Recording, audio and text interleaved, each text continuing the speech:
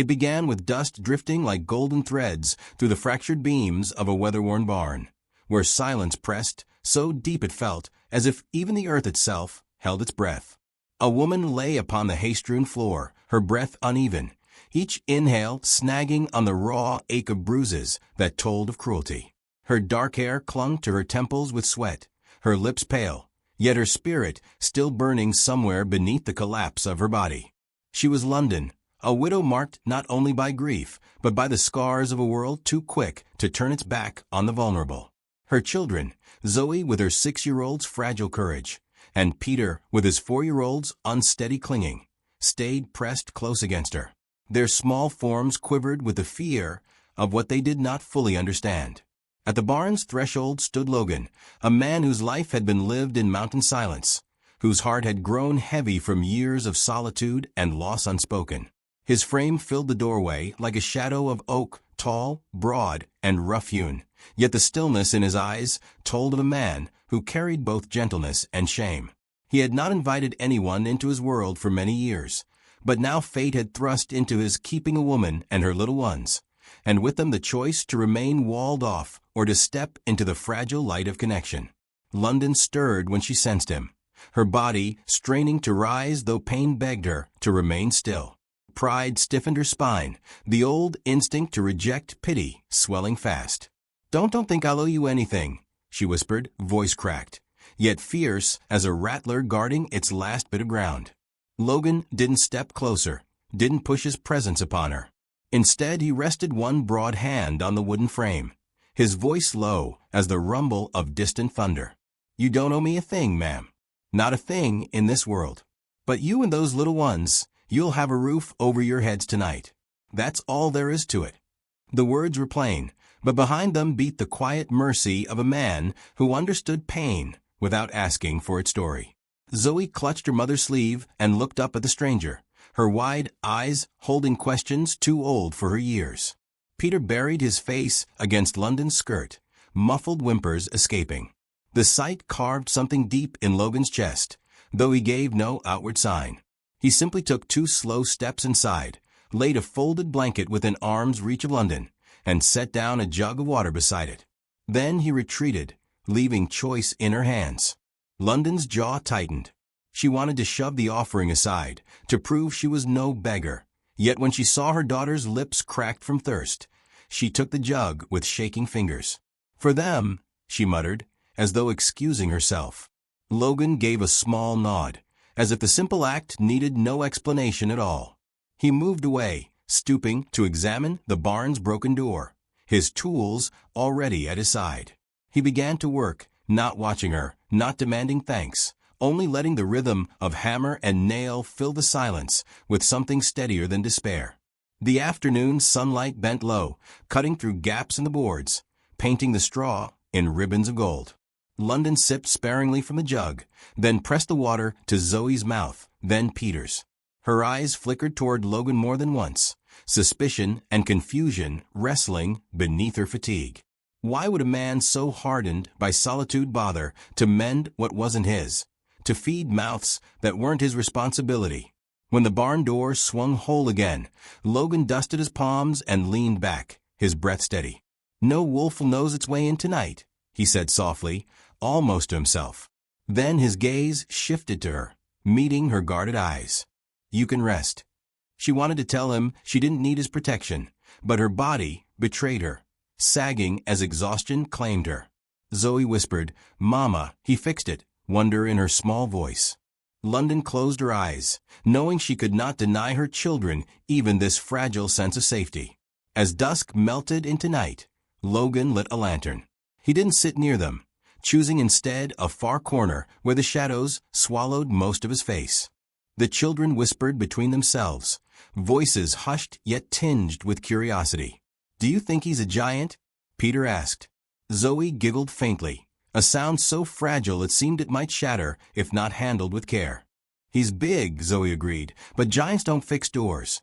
Giants eat people." Logan's lips twitched, but he remained silent.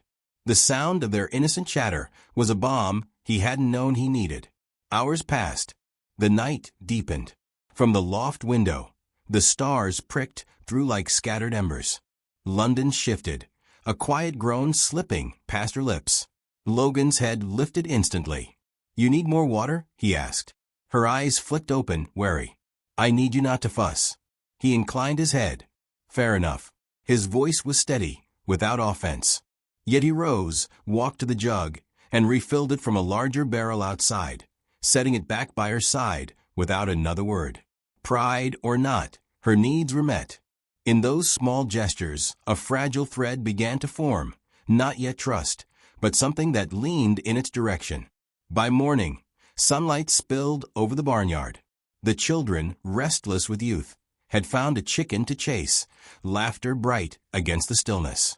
Logan leaned on the rail, watching with a faint softness in his eyes.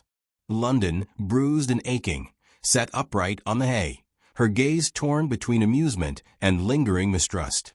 "Don't let them trouble you," she said, tone edged with weariness. Logan shrugged. "Trouble ain't always bad. Sometimes trouble reminds a man he's still alive." Her lips pressed thin, but a reluctant spark glimmered before she masked it again. The quiet rhythm of their days began, each moment carrying weight.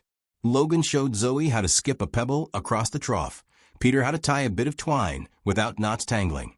In turn, London watched with guarded eyes, every kindness pressing against the armor she had forged since widowhood. But the world beyond the barn had eyes too. By the third day, whispers had already reached town. Folks spoke behind hands at the general store. "The widow London is shacking up in a mountain man's barn. He looks more outlaw than savior. What example is she setting for her young ones?" London felt the sting of judgment when she hobbled into town for medicine, whispers cutting deeper than the bruises. Shame burned her cheeks. She returned to the barn silent, brittle, unable to meet Logan's eyes. He noticed, though he said nothing. Instead, that evening he set another board across the roof where rain threatened to leak. She snapped, "Stop fixing things that aren't yours." His gaze met her steady, unshaken. "Maybe they're mine now. At least until you're steady enough to take them back." Her breath caught. Anger warred with something softer, something terrifying. She turned away, unable to hold his gaze. That night, as firelight flickered, she stumbled when rising to check on her children. Logan was there in an instant, catching her arm before she fell. The touch was brief, steady, his calloused hand both firm and impossibly gentle. For a long moment, their eyes locked, hers filled with the shame of weakness, his with a quiet vow she could not yet understand. She pulled back, whispering, Don't look at me like I'm breakable." "I ain't," he replied, voice low. "I'm looking at you like you're still standing. That's more than most could do." Silence thickened, carrying more than words. Days folded into one another, each small act layering weight. London teaching her children to bow their heads before bread. Logan carving a small wooden horse for Peter, sanding it smooth though he claimed no skill. Zoe plucking wildflowers and laying them by her mother's side, whispering, "Maybe he's not a giant. Maybe he's just ours for a little while." Each thread bound them tighter, until the unspoken grew too heavy to ignore. One late afternoon, with sunlight spilling red over the fields, London spoke. "We'll be leaving soon. I won't give the town more to whisper about." Logan stilled, his hands pausing on the fence post he was repairing. His jaw worked, the weight of years pressing against the words that longed to be freed. Finally he turned, meeting her eyes with a steadiness that carried no hesitation. "I swore your children wouldn't lose you that night. I'll swear it again every night after, if you'll let me." Her breath hitched, her heart stumbling against ribs long armored. Tears burned, pride crumbling under the force of words, spoken not in poetry, but in vow. "Logan," she whispered, trembling. "Why?" "Because," his voice roughened, "solitude kept me breathing, but it never kept me alive. You, and those little ones, you're what's alive." Silence hung, then broke with the sob she tried to swallow. Her hand lifted, hesitant, then rested against his chest where his heartbeat thundered steady. He reached into his pocket, drew out a simple silver band, tarnished by time, yet polished clean.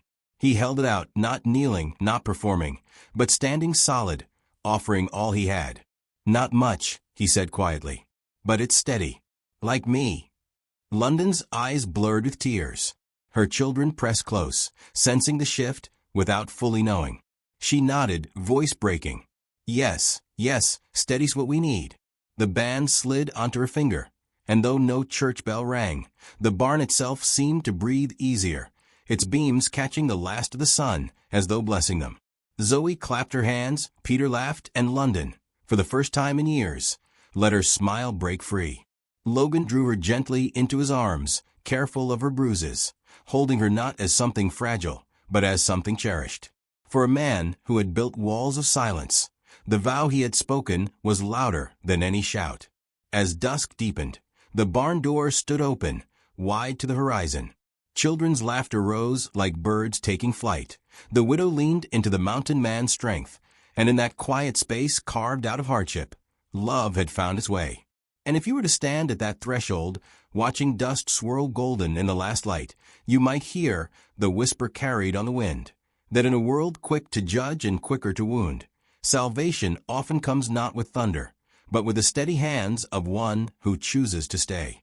Remember this, when all seems stripped away and the world has turned its back, dignity can be rebuilt not in grand gestures, but in the quiet vow of one soul to another. You won't be lost tonight, nor ever again, if I have breath left to give. Before you ride off, tell me where in the wide world you're watching from.